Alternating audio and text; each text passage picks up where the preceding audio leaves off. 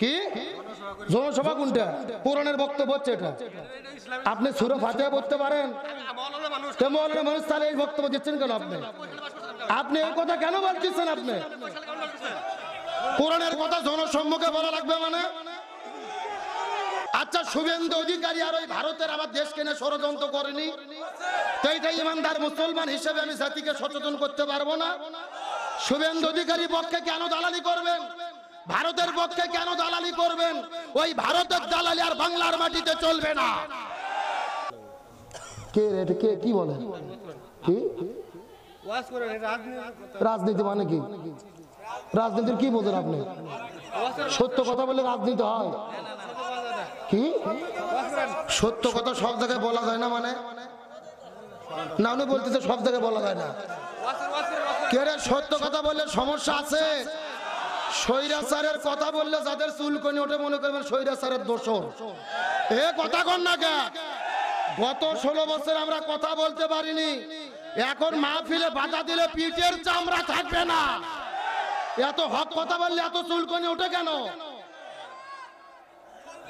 আপনার নেত্রী চরিত্র যদি কোরআনের সাথে মিলে যায় বাদ দেব? কথা কি কোরআন ছাড়া হচ্ছে? আবু জেল রসুল 3 বছর বন্দি করে থিয়েছে, হাসিনা আলেমদের বন্দি করছে। এটা রাজনীতি মনে হয় কেন আপনার? কলজার জলে চুলকনি ওঠে? কি জনসভা কোনটা? কোরআনের বক্তব্য হচ্ছে এটা। আপনি সূরা ফাতিহা পড়তে পারেন? মৌলানা মানুষ তাহলে এই বক্তব্য দিচ্ছেন কেন আপনি? আপনি এই কথা কেন বলতেছেন? আপনি কোরআনের কথা জনসম্মুখে বলা লাগবে মানে? কেরে কোরআনের কথা জনসম্মুখে বলতে হবে কেন? আমি তো কোরআনের আয়াত দিয়ে বলতেছি। সূরা আনফাল খোলেন, সূরা আনফাল খোলেন, 30 নম্বর আয়াত দেখেন আপনি। আবু জেল যা করেছে আমার দেশের স্বৈরাচারও তাই করছে। তাই এটাকে আমি বলতে পারবো না? তাহলে বাদ দেন, এই ওয়াজ করে কি হবে? বাদ দেন। স্বৈরাচার পালিয়ে যাওয়ার পরেও দালালি। কোরআনের হক কথা চলবে, এ কথা বান চলছে। আবার অনেকে ফতোয়া দেয়, শোনেন, অনেকে ফতোয়া দেয় যার মাহফিলে ওয়াজ হয় না, শুধু গীবত হয়। কিন্তু ওই বাটপার জানে না গীবত করা ফরজ। এক গীবত হারাম আর এক গীবত ফরজ। আবু জেলের বিরুদ্ধে গীবত করা ফরজ। কথা কন না কেন? ফিরআউনের বিরুদ্ধে গীবত করা ফরজ। আল্লাহ নিজেই বলছে তাব্বাত ইয়াদা আবি লাহাব। আল্লাহ বলছে আবু লাহাবের হাতও ধ্বংস, পাও ধ্বংস। কে বলছে? তার মানে আবু লাহাবের চরিত্র যার মধ্যে আছে সেটা বলা আমার জন্য জরুরি। ওই ফিরআউনের আবু জেল মার্কা চরিত্র যার ভেতরে আছে এর বিরুদ্ধে কথা বলা জরুরি। দেখি তাকবি দেন তো দেখি।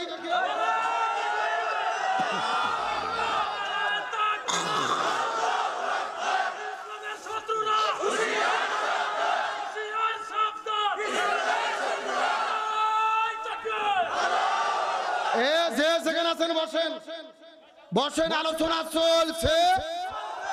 আচ্ছা, শুভেন্দু অধিকারী আর ওই ভারতের আমার দেশকে নিয়ে ষড়যন্ত্র করেনি তো এইটা ইমানদার মুসলমান হিসেবে আমি জাতিকে সচেতন করতে পারবো না? শুভেন্দু অধিকারীর পক্ষে কেন দালালি করবেন? ভারতের পক্ষে কেন দালালি করবেন? ওই ভারতের দালালি আর বাংলার মাটিতে চলবে না। কোরআনের হক কথা চলছে। যত জনগণকে সচেতন করা হুজুরদের ইমানি দায়িত্ব। তাহলে বলে আবু জেল্লা কয়টা কাজ করবে? 1 নম্বর, কোরআনের হক কথা যারাই বলবে তাদের কোথায় বন্দী করবে? ভারতের পশ্চিমবঙ্গের যিনি বিজেপি দলের নেতা শুভেন্দু অধিকারী। কি অধিকারী? ওর কথাবার্তা শুনে মনে হয় ওবায়দুল কাদেরের দায়িত্বকে বুঝে দেওয়া হয়েছে। এ কথা কর না গা। সারাটা দিন খাইয়ে দেয়, কোনো কাজ নাই, শুধু বাংলাদেশ নিয়ে তার মিথ্যাচার। আজকেই তিনি বক্তব্য দিয়েছে যে বাংলাদেশের মোল্লা ইউনূস আর এই নাবালক উপদেষ্টারা দেশটাকে শেষ করে দিচ্ছে, এদের গলার মধ্যে ফাঁসির দড়ি ঝুলানো হবে।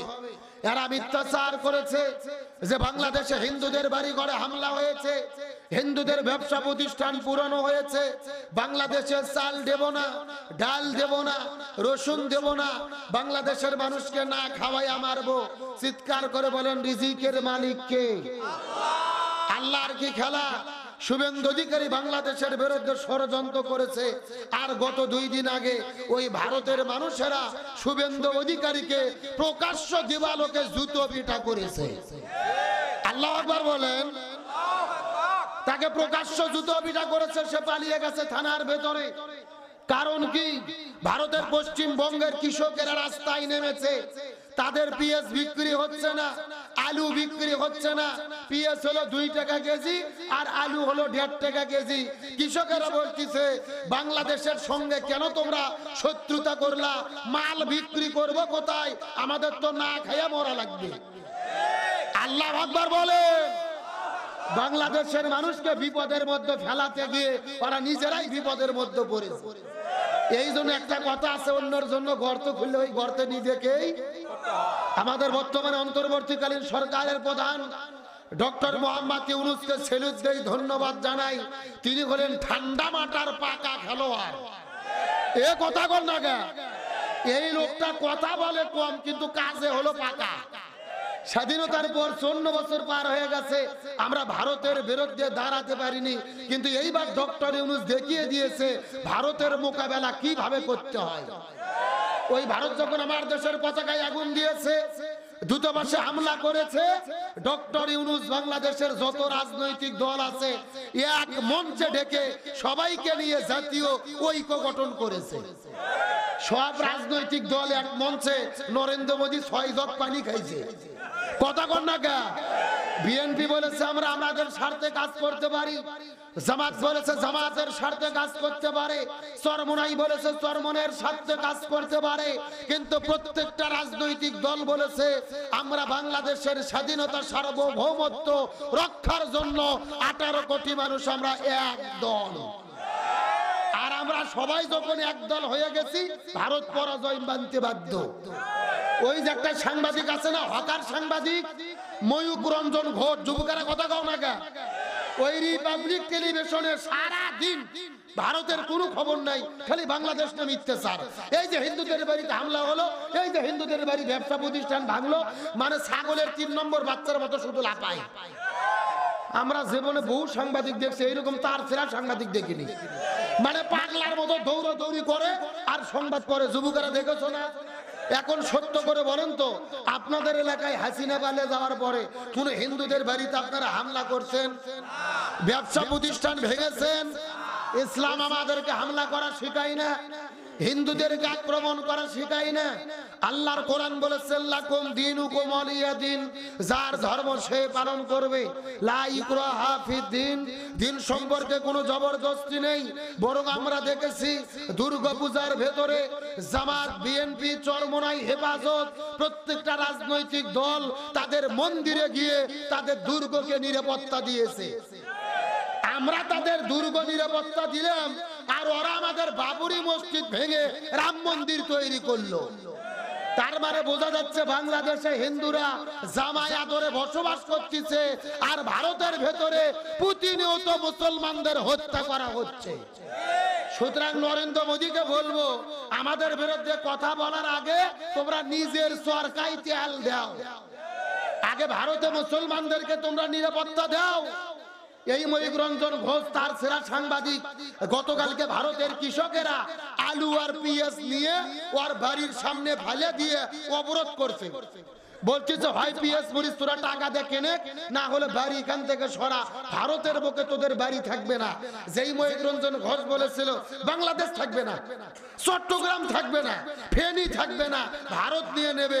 তুমি চট্টগ্রাম নিয়ে নিতে চেয়েছো, আজকে তোমারই বাড়ি থাকা অকুলান হয়ে গেছে 40 ধারা জারি।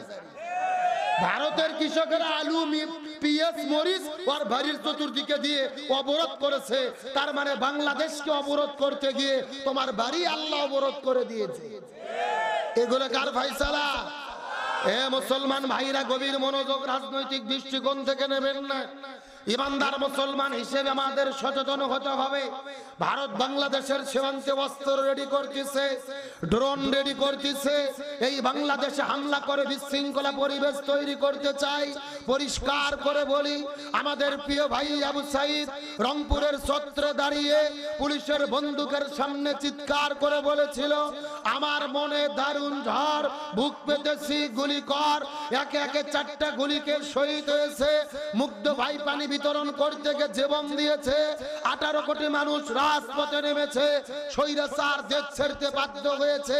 প্রয়োজনে আবার 18 কোটি মানুষ হাতে হাত রেখে মাথায় কাপড়ের কাপড় বেঁধে রাজপথে নামবো।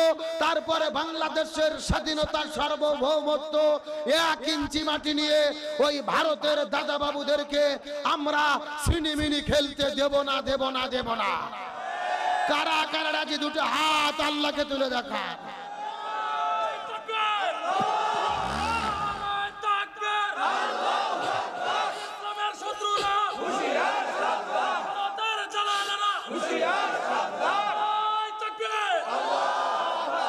আপনারা কি মন খারাপ করলেন, কষ্ট পাইলেন? বর্তমানে দেশের স্বাধীন নাগরিক হিসেবে আমাদের সচেতন হওয়া দরকার। আমরা পরিষ্কার করে বলি, বাংলাদেশ নতুন করে স্বাধীন হয়েছে, আর ভারতের তাবেদারি বাংলার জমিনে চলতে দেওয়া হবে না। বরং যেই দলই ভারতের দালালি করবে আমরা তাদেরকেই বয়কট করব। কথা কন না কে? আচ্ছা বলেন তো, ভারত কি আমাদের বন্ধু? ভারত যে আমাদের শত্রু, এটা আমরা যত তাড়াতাড়ি বুঝবো তত আমাদের কল্যাণ। কেউ যদি বন্ধু হয়, আপনার বন্ধু কি আপনার বন্ধুর বাড়ির সামনে তার কাটার বেড়া দেবে? পৃথিবীর কোন দেশের তার কাটা বেড়া নাই, বাংলাদেশে তার কাটা বেড়া ভারত কেন দিল? আর প্রতিদিন মুসলমানদের কেন হত্যা করে, গুলি করে? 57টা নদী ভারত থেকে বাংলাদেশে এসেছে, তার 54টা নদীর ভেতরে বাঁধ দিয়েছে। ফারাক্কা বাঁধ, তিস্তা বাঁধ, পিপেইমুখ বাঁধ।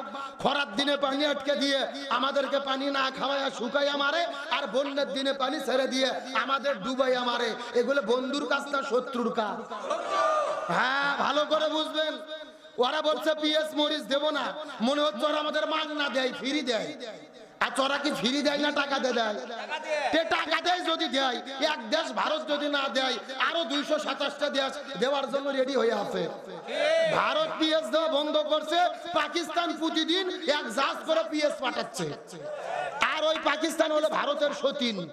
ভারতের কি এখন? ভারত তোমরা চলে গেছো, তোমাদের সতীনের সঙ্গে আমরা প্রীতি করতেছি। জ্বালা জ্বালা, এ কথা কর না কে? ওদের মাথা এই জন্য আরো নষ্ট হয়ে গেছে। ওদের পরাজয় হবে, ইমানদারদের বিজয় হবে ইনশাল্লাহ। বলেন আসেন।